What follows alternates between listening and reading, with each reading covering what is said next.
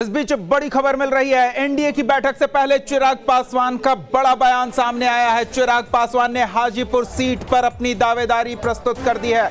LJPR के नेता चिराग पासवान ने बड़ी दावेदारी पेश कर दी है।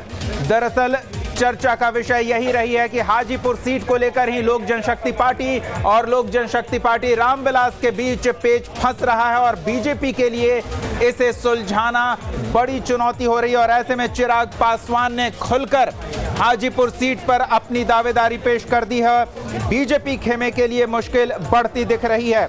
सहयोगियों के बीच तालमेल बनाने को लेकर ये बिहार की राजनीति गले की फांस न बन जाए। हाजीपुर से एलजेपीआर के नेता चिराग पासवान ने अपनी दावेदारी पेश कर दी है और उन्होंने प्रेस कॉन्फ्रेंस के दौरान कहा है कि हाजीपुर से लोक जनशक्ति पार्टी रामविलास का ही उम्मीदवार होगा।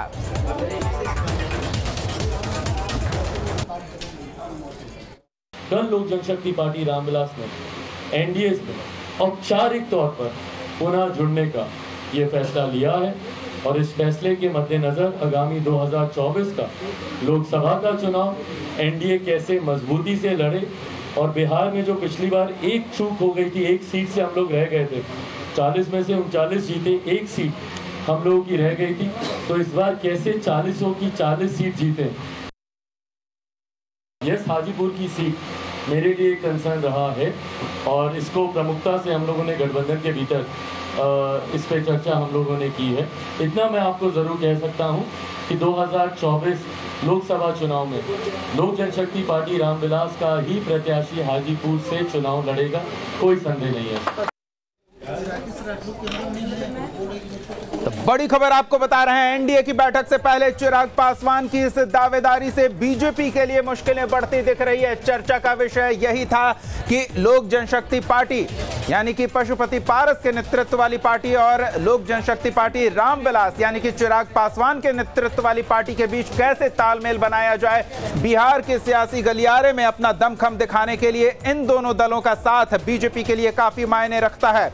लेकिन चिराग पासवान की दावेदारी के बाद अब देखना दिलचस्प होगा कि इसे कैसे सुलझाया जाता है।